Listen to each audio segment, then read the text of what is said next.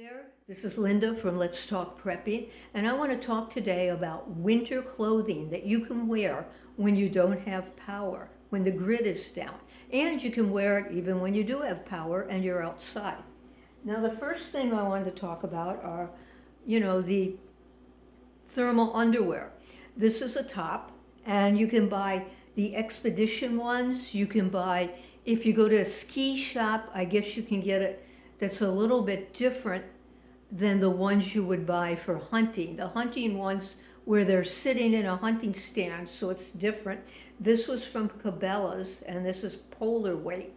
The problem is, I was shocked when I first bought these years ago, how expensive it is. Long underwear is very expensive. And these are the bottoms that I have. They go under my ski pants. And these are these crazy ski pants that I have. And you can see I don't make a fashion statement when I'm out.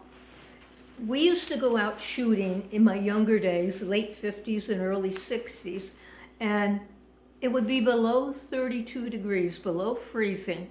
And if it was windy, we still went out. Now these are nice because they're kind of windproof. And these were very cheap. I think it's called Sportsman's Guide where I got them. And the Sportsman's Guide just has very good things at a reasonable price. So I would put the long underwear on, and then I put these on. Now, if you don't have electric and you're in your house, you could wear these, and if you don't have a means of heating your home, they really are helpful. Then I used to wear this over top, which is a little bit of a windproof. I have never been able to find another one of these. It's a very good one. Just goes right over top, and I don't know what kind of material here, but it just blocks the wind nicely. Then my friend Jim, who shoots with us, he has an electric vest, and he wears that all the time, and it's quite warm. I couldn't find an electric vest for women. They were just the big fluffy ones, and if you're shooting sporting clays, the gun has to slide up nicely. So if you have a real fat one, it won't work. But if you're just going to be in the house and you're not going to be out doing anything like that, it would be perfect. So I bought this, and it's the same company that he bought it from. This is Volt, and this was a coat this is the heated jacket, and the heat is in the back, and it has a battery pack that you just hook right up. And the problem was, we're always out there from 10:30 to 1:30, a good 3 hours, and this just lost the heat. It didn't even last for 3 hours. The arms don't have any heating element in them, and my arms are always cold. But Jim loves his vest, and he wears it all the time. So in order to try to keep warm, I've done everything in order to try to keep warm. I bought this coat that has this reflective lining. I don't even know, it's a Columbia. And I bought that.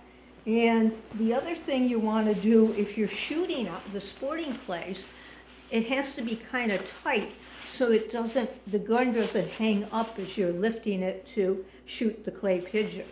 So this was nice because it was a nice tight fit, and it's fairly warm, so that helps. Now, my problem was not so much upper body or lower body, it's feet. My feet would freeze. Now the men, they can get shoes with 1,000 grams of thinsulate. The women, I just can't find any. I can find 200 grams, but I need a wide shoe, and you just can't find any.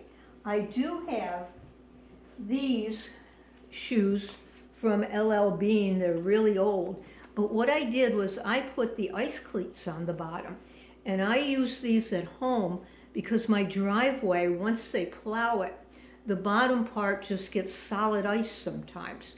So these are really nice. I use them all winter long. And I do have another pair of LL Bean that I do wear shooting, but my feet freeze. So I really bought all kinds of socks over the years. This is Smart Wool. That's pretty good, Smart Wool. Then we have 35 below. These are thick, so you really need to have wide shoes for these. And I don't know if you can see it, but they kind of sparkles because it's got the copper inside of it that's supposed to reflect the heat back to you. I don't know if you can see that sparkly. And then the nice ones, these are heat holders. Heat holders are really warm socks. And they have this inside, and they're quite nice heat holders. Now the other thing I use with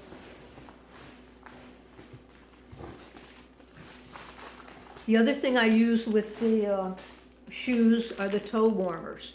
Now these toe warmers, what I do, you just take them and put them on the bottom of your sock, and you put your foot in the shoe. These will last almost as long as you're outside. They don't last the full 3 hours. Once you come in, they get hot again, but when you're out there, your feet do get cold because you're standing on the frozen ground, and that's for 3 hours. The other thing, of course, you can buy the hand warmer, and you can buy the whole body ones.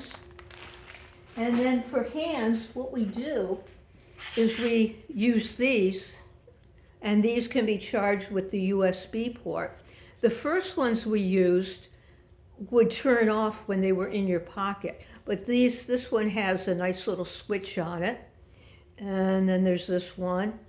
And these, we just bought these on Amazon, nothing special. Gloves are another problem when you're out there shooting because you need this glove so you can pull the trigger. So it has to be thin enough to pull the trigger, but warm enough. Now these have 40 grams of Thinsulate in them, but they're still very, very cold. So we use the hand warmers there. And how about for your head? The problem with shooting, even in the gray skies, you've got to have a bill. You've got to have the hat that has the bill to block the sun. So what I do, I'm really a fashion plate here. I have a heat holder hat, and I just put that right over this because your ears get so cold. And I really look good with my ski pants and these. Such a fashion plate here. But that's good if it's really not too bad. This is a really nice hat because it goes over your ears. Heat holders, very, very warm. So you can wear these in the house to keep warm. You can wear the hat when you go to bed, or maybe even one that's not quite as warm as that. So you wear the hat, you wear your long underwear. So if you don't have electric and you don't have a good means of heating your house when the electric grid goes down, these are just some ideas that should help you. So please subscribe. Please like the video and comment if you have anything else that'll help us keep warm in the wintertime. And thank you so much for watching.